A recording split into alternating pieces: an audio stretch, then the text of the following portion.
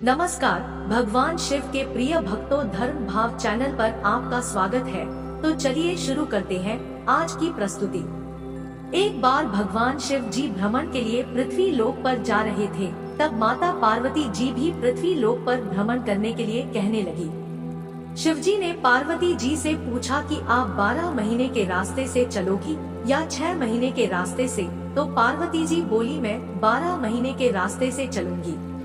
तब शिवजी ने पार्वती जी से कहा कि ठीक है, परंतु संसार के लोगों के दुखों को देखकर आप कोई भी हट नहीं करोगी। पार्वती जी मान गई।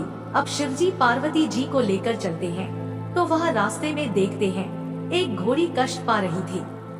उसे बच्चा होने वाला था और वो दर्द में थी।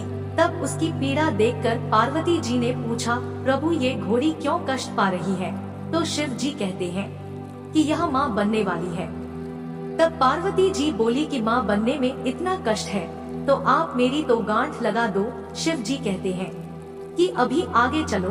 तभी रास्ते में एक राजा का राज्य आता है। वहाँ दूर दूर तक शांति और उदासीनता फैली होती है। वह उदासी देखकर पार्वती जी पूछती है कि यहाँ सब उदास और शांत क्यों है? तब गांव के लोग कहते हैं, हमारे नगर की रानी माँ बनने वाली है और कष्ट में है, इसीलिए हमारे गांव में उदासी छाई है। तब पार्वती जी फिर शिव जी से कहती है कि माँ बनने में इतना कष्ट है तो आप मेरी गांठ लगा दो। वह शिव जी के पीछे पड़ जाती है, पर शिव जी उन्हें यह कहकर आगे बढ़ जाते हैं कि यदि एक बार गांठ लग गई तो दोबारा नहीं खुल सकती। अब जब वो आगे बढ़ते हैं तो देखते हैं कि रास्ते में एक गाय जा रही थी। उसकी पीड़ा देखकर पार्वती जी बोली, माँ बनने में इतना कष्ट है तो आप मेरे गांठ लगा ही दो। पार्वती जी हट करने लगी तो शिवजी ने पार्वती जी के गांठ लगा दी।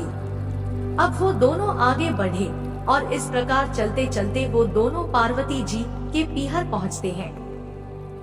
वहाँ सब उनकी खूब भगत व सेवा करते हैं। पकवान बनाए जाते हैं, पर शिव जी जो भी खाना बना होता है वो सब खाना खा जाते हैं। तब सभी हैरान रह जाते हैं कि अब भोलेनाथ जी की भूख शांत कैसे की जाए। तब माता पार्वती स्वयं अपने हाथ से महादेव को भोजन कराकर उनकी भूख शांत करती है। अब पार्वती जी को भी भूख लगी थी तो वह सोचती है कि वह क्या खाए।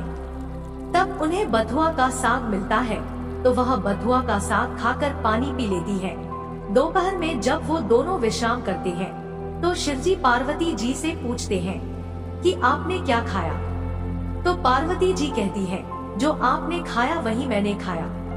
पार्वती जी के सोने पर शिव जी उनके पेट की नाभि की ढकनी खोलकर देखते हैं कि पार्वती जी ने क्या खाया। तब उनके पेट में बथुए का साग और पानी दिखता है। पार्वती जी के जागने के बाद शिव जी उनसे कहते हैं कि आपने हमसे झूठ बोला था, आपने तो बथुआ और पानी पिया है।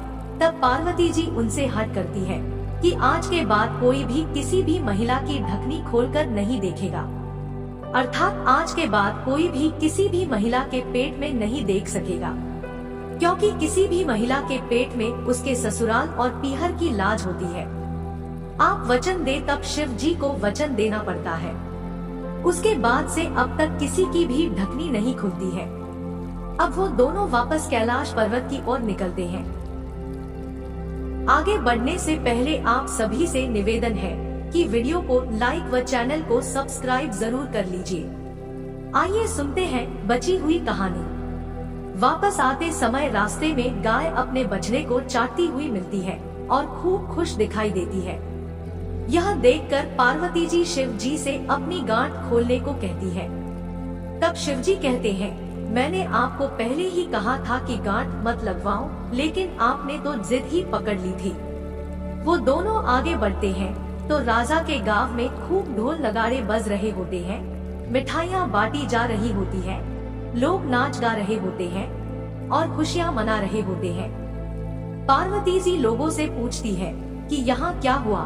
तो लोग बताते हैं कि नगर की रानी के यहाँ बेटा होने की खुशी का जश्न मनाया जा रहा है।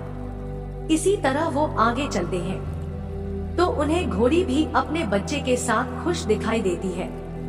ये देखकर पार्वती जी फिर शिव जी से गांठ खोलने की जिद करने लगती है। तो शिव जी कहते हैं मैंने आपसे पहले ही कहा था कि गांठ मत लगवाओ।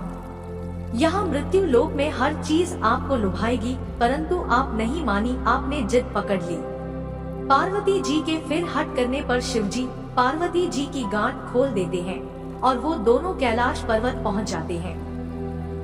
यह प्रस्तुति आपको कैसी लगी कमेंट में जरूर लिखें और अगर आप भी शिव भक्त हैं तो धर्म भाव चैनल को सब्सक्राइब कर लीजिए। मिलते हैं फिर से धर्म भाव की नई प्रस्तुति के साथ, तब तक के लिए अपना ख्याल रखें। नमस्कार।